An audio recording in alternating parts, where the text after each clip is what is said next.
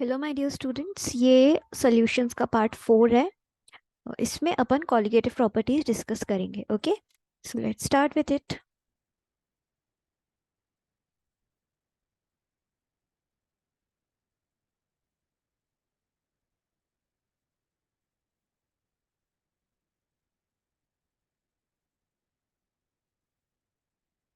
सी, तो हमने इस चैप्टर में सबसे पहले इंट्रोडक्शन देखा एंड हमने देखा कि सॉल्यूट क्या है, सॉल्वेंट क्या है। फिर हमने देखे कंसंट्रेशन को किस किस वेज से हम एक्सप्रेस कर सकते हैं। उसके बाद हमने देखा ideal solution, non ideal solution, Raoult's law, Henry's law, है ना, factors affecting solubility of gas in liquid, solid in liquid.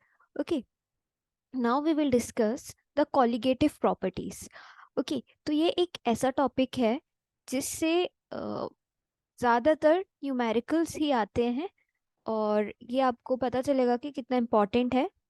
तो कॉलिगेटिव प्रॉपर्टीज ये वो प्रॉपर्टीज होती हैं जो सिर्फ और सिर्फ नंबर ऑफ सॉल्यूट पार्टिकल्स पर डिपेंड करती हैं।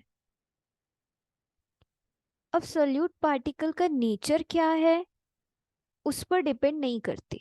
ठीक है, वेदर उसका नेचर कुछ भी हो सकता है सोल्यूट का, है ना, सॉलिड, लिक्विड, एक्सेट्रा। तो उसके नेचर पे डिपेंड नहीं करती। किस पे डिपेंड करती है कि नंबर कितना है सोल्यूट पार्टिकल्स का। So properties which depend only on the number of solute particles are known as colligative properties. अब यहाँ पर हम ऐसे सोल्यूट की बात कर रहे हैं जो कि नॉन इलेक्ट्रोलाइट है। ठीक है, नॉन इलेक्ट्रोलाइट है मतलब कि on passing electricity it will not break, है ना। तो ये हम ऐसे पार्टिकल्स की बात करें। अब ये कैसे पार्टिकल्स हो सकते हैं नॉन इलेक्ट्रोलाइट? आप सबको पता है, बहुत सारे एग्जांपल्स हैं नॉन इलेक्ट्रोलाइट के, तो वो सॉल्यूट यहाँ पे कंसीडर होगा। अब ये चार तरीके की प्रॉपर्टीज हैं जो आपको पढ़नी है। वो है relative lowering in the vapour pressure. किसकी बात कर रहे हैं हम यहाँ पे? इसलिए मैंने हर जगह आप देखोगे सोल्यूशन लिखा है। ठीक है, क्योंकि हम जिस भी चीज की बात कर रहे हैं वो हम सोल्यूशन की बात कर रहे हैं। प्योर जब कोई चीज प्रेजेंट है, प्योर स्टेट की, तब की बात नहीं कर रहे। जब यहाँ सोल्यूशन बन गया है तब की बात कर रहे हैं। ठीक है, तो relative lowering in the vapour pressure of solution, elevation in the boiling point of solution, depression in the freezing point of solution and the osmotic pressure। ठीक है, ये चार प्रॉपर्टीज हैं जो हमें डिस्कस करनी है और इस पे बेस्ड न्यूमेरिकल्स। अब सोल्यूशन आपको पता है सोल्यूट और सॉल्वेंट से मिलके बना होता है। अब सोल्यूट यहाँ पे नॉन वॉलेटाइल है और सॉल्वेंट यहाँ पे वॉलेटाइल है। ठीक है, तो अपन सबसे पहले देखते हैं relative lowering in the vapour pressure. किसकी? सोल्यूशन की लोअरिंग। ठीक है, तो अब हमें ये पता है कि प्योर स्टेट में कोई भी चीज प्रेजेंट है तो उसके बीच में जो इंटरैक्शन है और जो सोल्यूशन के बीच, सोल्यूशन में जो प्रेजेंट है, अगर वो सेम इंटरैक्शन है तो आइडियल सॉल्यूशंस बनते हैं। अगर इंटरैक्शन सेम नहीं है तो नॉन आइडियल सॉल्यूशन बनते हैं। अब क्या होता है कि प्योर सॉल्वेंट का वेपर प्रेशर ज्यादा होता है एज कंपेयर टू जो सोल्यूशन का वेपर प्रेशर है। ठीक है, तो सोल्यूशन आपको पता है सॉल्यूट सॉल्वेंट से मिलके बना है। हम यहाँ सॉल्यूट को मान रहे हैं कि सॉलिड है और सॉल्वेंट लिक्विड है। तो सॉलिड है तो उसका कोई वेपर प्रेशर तो होगा नहीं, इसलिए मैंने यहाँ लिखा है कि नो वेपर प्रेशर। और लिक्विड का वेपर प्रेशर, अब लिक्विड है तो वो वॉलेटाइल होगा, वी मतलब वॉलेटाइल, एन वी मतलब नॉन वॉलेटाइल। ठीक है, तो वेपर प्रेशर सोल्यूशन का सिर्फ लिक्विड के कारण होगा। तो हम यहाँ क्या कह सकते हैं? पी सोल्यूशन का या पी टोटल सिर्फ और सिर्फ ए के कारण है, क्योंकि सिर्फ लिक्विड सॉल्वेंट ही जो है वो वॉलेटाइल है और वही सिर्फ कंट्रीब्यूट करेगा वेपर प्रेशर में, दूसरा तो सॉलिड है। तो इसको हम क्या लिख सकते हैं राउल्स लॉ के according? P A not into x A. ये हमारी इक्वेशन 1 हो गई।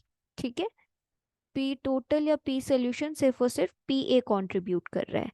अब सोल्यूशन का जो वेपर प्रेशर है वो क्या है? रिलेटिव लोअरिंग इन द, मतलब सोल्यूशन का वेपर प्रेशर कम है as compare to pure solvent. ठीक है, तो यहाँ पर हम ये चीज लिख सकते हैं प्योर सॉल्वेंट, ये नॉट जो है वो प्योर को दिखाता है। ओके, अब रिलेटिव लोअरिंग, इसको हम डेल्टा पी से डिनोट कर सकते हैं। अब डेल्टा पी मतलब चेंज, कितना चेंज है लोअरिंग में। तो कितना होगा? प्योर सॉल्वेंट का ज्यादा है, सोल्यूशन का कम है। तो हम डेल्टा पी को क्या लिख सकते हैं, P A naught minus P S.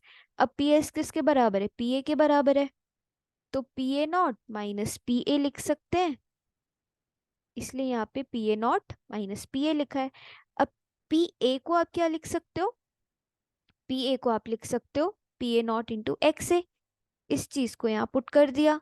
जब पुट करोगे और ये इसको सॉल्व करोगे तो यहाँ से क्या कॉमन आ जाएगा, पी ए नॉट यहाँ कॉमन आ गया, तो क्या बचा, वन माइनस एक्स ए बचा। अब one minus X A, it means what, X B, mole fraction. क्योंकि एक कंपोनेंट का मोल फ्रैक्शन हमें मिल गया तो हम दूसरे से माइनस कर देंगे तो हमें क्या मिल जाएगा, एक्स बी का। अगर मैं यहाँ पे वन माइनस एक्स बी लिखती तो यहाँ मैं एक्स ए का मिल जाता। तो यहाँ पे क्या हो गया, पूरा इक्वेशन सॉल्व करने के बाद, इस पूरी इक्वेशन को सॉल्व करने के बाद you are getting what, delta P is equals to P A not into X B. ये एक बहुत इंपॉर्टेंट फॉर्मूला है जो कि यूज होता है सॉल्व करने के लिए न्यूमेरिकल्स। अब अपन आगे देखते हैं, ठीक है। अब अपन आगे देखते हैं कि रिलेटिव लोअरिंग को और हम किस तरीके से एक्सप्रेस कर सकते हैं। तो एक फॉर्मूला तो हमें ये मिल गया। अब दूसरा formula, relative lowering in the vapour pressure of solution, it will be what, P A naught को यहाँ ले जाओ नीचे, तो delta P upon P A naught it will be equals to X B, लिख सकते हैं ना ऐसे। अब ऐसे लिख दिया। अब डेल्टा पी किसके बराबर था, P A naught minus P ए के बराबर था, तो डेल्टा पी को ऐसा लिख दो, इक्वल्स टू ये हो गया एक्स बी। तो ये एक और फॉर्मूला है जो कि बहुत इंपॉर्टेंट है न्यूमेरिकल सॉल्व करने के लिए। इससे आपको क्या पता चल रहा है कि ये जो क्वांटिटी है डेल्टा पी जो lowering in the vapour pressure है, सिर्फ किस पे डिपेंड कर रही है, मोल फ्रैक्शन पे। मोल फ्रैक्शन क्या है, number of moles of that component divided by total component.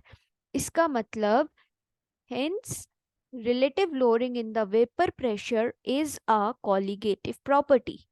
कभी कभी ऐसा वैल्यू बेस्ड क्वेश्चन आ जाता है कि आप कैसे प्रूव करोगे, तो आपको ये जो ऊपर पूरा सॉल्व करके बताया मैंने, ये आपको यहाँ पे लिखना पड़ेगा, ठीक है। नाउ इसकी मदद से हम मोलर मास सॉल्यूट का कैसे निकाल सकते हैं, ठीक है। तो इस फॉर्मूले से हम मोलर मास डिटरमाइन करेंगे कैसे, P A naught minus P A upon P A naught equals to X B. अब मोल फ्रैक्शन क्या होता है, number of moles of that component divided by total component. तो इसको आपने यहाँ ऐसे लिख दिया, लिख दिया। अब आप क्या करोगे कि P A naught minus P A upon P A naught equals to N B upon N A. Okay, यहाँ पे आप कंसिडर कर रहे हो कि एन भी बहुत बहुत छोटा है, ठीक है। तो आप यहाँ पे इसको क्या करोगे, नेग्लेक्ट कर दोगे। नेग्लेक्ट करने के बाद आपको क्या मिलेगा, अब आपको पता है मोल्स का फॉर्मूला क्या होता है, नंबर ऑफ मोल्स का फॉर्मूला क्या होता है, वेट अपॉन मॉलिक्यूलर मास, ठीक है। तो W B upon M B लिख सकते हो। तो वही चीज यहाँ लिखी है, N B number of moles of B क्या हो जाएगा, W B upon M B. N के मोल्स क्या हो जाएंगे, W A upon N B, N A, M B, sorry M A. Okay, so जब आप इसको रिप्लेस करोगे W B upon M B और एन ए को लिखोगे W A upon M A, तो ये ऊपर चला जाएगा, क्या ऊपर चला जाएगा, एम ए। तो जब आप सॉल्व करोगे तो आपको मिलेगा एक फॉर्मूला जो कि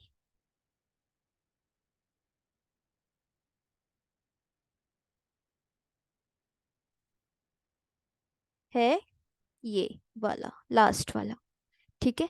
तो इसको आप न्यूमेरिकल्स में सॉल्व करने के लिए ये फॉर्मूला आता है, ठीक है। कि आपको ये दो सॉल्यूट दे दिए होंगे, उनका मास दिया होगा, है ना, आपको बोला होगा प्योर कंपोनेंट का निकालो, तो इस तरीके से आपको ये सॉल्व करना है। तो ये था relative lowering in the vapour pressure. अब अपन देखते हैं elevation in the boiling point of solution. अब क्या है कि सोल्यूशन का बॉइलिंग पॉइंट बढ़ रहा है, प्योर सॉल्वेंट्स का बॉइलिंग पॉइंट कम है, ठीक है। तो आपको पता है कि सोल्यूशन में क्या है, दोनों कंपोनेंट है, सॉल्यूट भी है सॉल्वेंट भी है, तो ऑफ कोर्स सोल्यूशन का वेपर प्रेशर ज्यादा होगा एज कंपेयर टू जब प्योर चीज है। प्योर मतलब सिर्फ एक ही कंपोनेंट है, एक ही कंपोनेंट है, अब यहाँ दोनों कंपोनेंट है और सॉल्वेंट भी है, तो इसका वेपर बॉइलिंग पॉइंट ज़्यादा होगा। तो हम कैसे लिख सकते हैं? हम लिख सकते हैं TB is greater than TB naught. मतलब सोल्यूशन का vapour elevation in the boiling point, solution का बॉइलिंग पॉइंट ज़्यादा है as compare to pure solvent. ठीक है, अब आप क्या करोगे कि वही चेंज क्या होगा, तो delta TB elevation in the boiling point of solution, तो आप किसको माइनस करोगे? डेल्टा टीबी में से टीबी नॉट को माइनस करोगे। ठीक है, हेडिंग से समझना है हमें। हमने बोला था lowering in the vapour pressure of solution, तो आप माइनस करते थे वेपर प्रेशर प्योर सॉल्वेंट में से, पीए नॉट में से पीए को माइनस करते थे। अब आप यहाँ माइनस किसको करोगे? यहाँ पे आप माइनस करोगे किसको? एलिवेशन है सोल्यूशन का ज्यादा है तो ज्यादा में से कम, तो TB minus TB naught delta TB के। अब आप क्या करोगे? एक्सपेरिमेंटली वी नो डेट कि delta TB is directly proportional to molality, क्योंकि ये स्मॉल एम है इसलिए मैं मोलैलिटी बोल रही हूँ। अब ये साइन हटेगा तो के बी आ जाएगा। अब के बी एक कांस्टेंट है जिसको आप बोलते हो मोलल एलिवेशन कांस्टेंट, या फिर मोलल बॉइलिंग पॉइंट कांस्टेंट, या इबिलियोस्कोपिक कांस्टेंट। अब ये कभी कभी 1 मार्क्स में आ जाता है कि कांस्टेंट किस पे डिपेंड करता है, तो सॉल्वेंट डिपेंडेंट है। ठीक है, अब आप यहाँ पे क्या करोगे? साइन हट गया ये। अब मोलैलिटी का फॉर्मूला आप सबको पता है। मोलैलिटी का फॉर्मूला होता है WB/MB into 1000 upon weight of solvent. तो इसको यहाँ रख दो, तो ये फॉर्मूला मिल गया। इस पे बहुत न्यूमेरिकल्स आते हैं। ठीक है, और ये इंपॉर्टेंट भी है, इजी भी है, आपको सिर्फ ये याद रखना है। क्या याद रखना है? Delta TB is directly proportional to M. इससे आप यहाँ पर आ जाओगे। Okay, now coming to the graph. इससे आपको देखो, कभी कभी बच्चों ये आता है डिफाइन करने की, केबी को डिफाइन करो, what is KB? So it is the elevation in boiling point of 1 molar solution. ये डेल्टा टीबी केबी इंटू एम है, तो केबी क्या होगा जब मोलैलिटी 1 हो जाए, है ना? तो आपकी टीबी में जो चेंज होगा वो केबी के बराबर होगा। अब ये इसका ग्राफ है, तो आपको देख के पता चल रहा होगा कि ये जो डी रेड कलर की लाइन है ये आपकी सोल्यूशन की है, ये आपकी सॉल्वेंट की है। तो सोल्यूशन का ज़्यादा है, इसका कम है, तो इन दोनों इससे परपेंडिकुलर खींचोगे और इनका जो डिफरेंस आएगा वो डेल्टा टीबी के बराबर होगा। ओके, अब अपन आते हैं depression in the freezing point of solution. अब सोल्यूशन का फ्रीजिंग पॉइंट कम हो रहा है, तो आप किस में से माइनस करोगे? सेम चीज हो जाएगी यहाँ, delta T F directly proportional to M, और डेल्टा टी एफ डिप्रेशन है इन द सोल्यूशन के फ्रीजिंग पॉइंट में, तो T F naught minus T F करोगे। देखो ये यहीं पे यही लिखा हुआ है, डेल्टा टी एफ किसके बराबर है? ठीक है, अब फ्रीजिंग पॉइंट होता क्या है? तो फ्रीजिंग पॉइंट वो टेम्परेचर है जब सॉलिड, ठीक है, vapour pressure of solid solvent का बराबर हो जाता है वेपर प्रेशर किसके? लिक्विड सॉल्वेंट के। तो वो टेम्परेचर जिस पे सॉलिड सॉल्वेंट जो हमने लिया है उसका वेपर प्रेशर सेम हो जाए लिक्विड के, वो टेम्परेचर कहलाता है फ्रीजिंग पॉइंट। ठीक है, तो डिप्रेशन को आप कैसे एक्सप्रेस करोगे? ये यहाँ पर एक्सप्रेस करके दिखाया है, delta T F naught minus delta T F, फिर डायरेक्टली प्रोपोर्शनल है, सेम चीज है। वहाँ के बी था क्योंकि बॉइलिंग पॉइंट की बात थी, यहाँ एफ है क्योंकि फ्रीजिंग पॉइंट की बात है। के एफ इंटू एम, मोलैलिटी का फॉर्मूला आपको पता है, और ये आ गया किसका? Depression in the freezing point. अब के एफ क्या है? के एफ है मोलल डिप्रेशन कांस्टेंट, ठीक है, या क्रायोस्कोपिक कांस्टेंट, जिसकी यूनिट है किलोग्राम केल्विन किलोग्राम पर मोल, और ये फ्रीजिंग पॉइंट डिप्रेशन कांस्टेंट भी बोल सकते हो। Same formula, it is the depression in the freezing point of 1 molar solution. Okay, now इसका ग्राफ देख लेते हैं। तो इसका ग्राफ आपको देख के समझ आ रहा होगा कि सॉल्वेंट का ज़्यादा है फ्रीजिंग पॉइंट एंड सोल्यूशन का कम है। तो कम है तो ये लाइन यहाँ तक आई, और सॉल्वेंट का ज़्यादा था, तो अब इस ये जो जॉइन की है लाइन, ये है सॉलिड सॉल्वेंट का वेपर प्रेशर। ठीक है, ये टेम्परेचर सोल्यूशन का और ये सॉल्वेंट का, इन दोनों के बीच का difference is delta T F. अब इसका एप्लीकेशन कहाँ कहाँ है, तो एप्लीकेशन एंटी फ्रीज के फॉर्म में हम यूज कर सकते हैं इसका। जो depression in the freezing point है, इसका एप्लीकेशन एंटी फ्रीज। और कभी कभी जब स्नोफॉल होता है तो सॉल्ट हम क्या करते हैं, डालते हैं ना आइस को क्या करने, स्नो को मेल्ट करने। तो यहाँ पे क्या है, depression in the freezing point solution का फ्रीजिंग पॉइंट कम करने के लिए हम NaCl डाल रहे हैं। तो जो सॉलिड है ना, वो मेल्ट होता जा रहा है किसमें, सॉलिडाइज लिक्विड में। फिर एक और है, for freezing of ice cream mixture of water and salt is used. Same process, वही जो यहाँ पर अभी मैंने आपको समझाई। ठीक है, अब अपन देखते हैं ऑस्मोटिक प्रेशर, जिसको आप पाई से डिनोट करते हो। तो आपको पता है ऑस्मोसिस क्या होती है, ऑस्मोसिस क्या है, जिसमें सॉल्वेंट का फ्लो होता है टुवर्ड्स कंसंट्रेटेड सोल्यूशन। ठीक है, बट सेमी परमिएबल मेम्ब्रेन का होना जरूर इम्पॉर्टेंट है। ठीक है, तो ऑस्मोसिस में कंफ्यूजन होता है बच्चों को, तो आप ऐसे याद रख लो, या तो सॉल्यूट के फॉर्म में या तो वाटर के फॉर्म में, कि osmosis it is the phenomena जिसमें सॉल्वेंट मॉलिक्यूल्स मोर कंसंट्रेटेड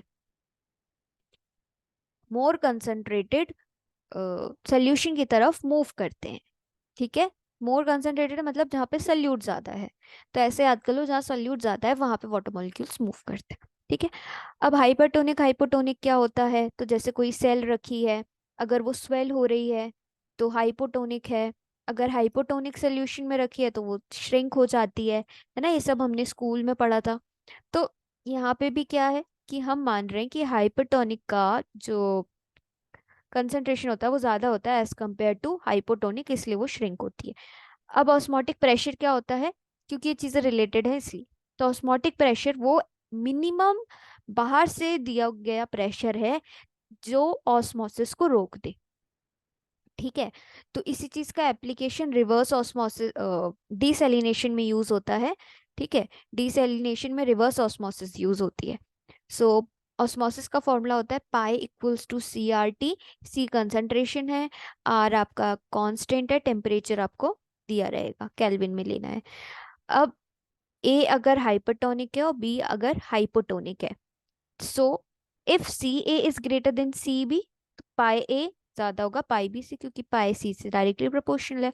दोनों बराबर हैं तो पाई ए इक्वल्स टू पाई बी बराबर होगा। अब रिवर्स ऑस्मोसिस क्या है, ऑस्मोसिस में मोर कंसंट्रेटेड की तरफ वाटर मॉलिक्यूल्स मूव करे थे, यहाँ क्या होगा, लेस कंसंट्रेटेड की तरफ मूव करेंगे। ठीक है, देख लो यहाँ लिखा हुआ है, if the pressure more than osmotic pressure is applied. अगर ऑस्मोटिक प्रेशर से ज्यादा अप्लाई किया जाता है, ऑस्मोटिक प्रेशर ऑस्मोसिस को रोक देता है, अब इससे ज्यादा अगर प्रेशर अप्लाई होगा तो क्या होगा कि सॉल्वेंट मॉलिक्यूल्स मोर कंसंट्रेटेड से लेस कंसंट्रेटेड मूव करने लगेंगे, क्योंकि ऑस्मोसिस तो रुकी गई पहले ही, है ना। तो यहाँ क्या हो रहा है कि लेस कंसंट्रेटेड सोल्यूशन की तरफ मूव करेंगे सेमी परमिएबल मेम्ब्रेन के थ्रू। तो जब हम इसका एप्लीकेशन क्या है, डीसैलिनेशन ऑफ सी वाटर। तो सी वाटर में सॉल्ट है, अपन सबको पता है, बहुत ज्यादा सॉल्ट है उसमें। अब अपन क्या करते हैं कि सॉल्ट को रिमूव करने के लिए सी वाटर से रिवर्स ऑस्मोसिस का यूज करते हैं। तो इससे क्या होगा कि अ, ये जो है सॉल्ट है मतलब सल्यूट ज्यादा है तो मोर कंसंट्रेटेड है। अब हम ऐसा करेंगे कि ऑस्मोटिक प्रेशर से ज्यादा प्रेशर अप्लाई करेंगे, तो ये लेस कंसंट्रेटेड में मूव करने लगेगा।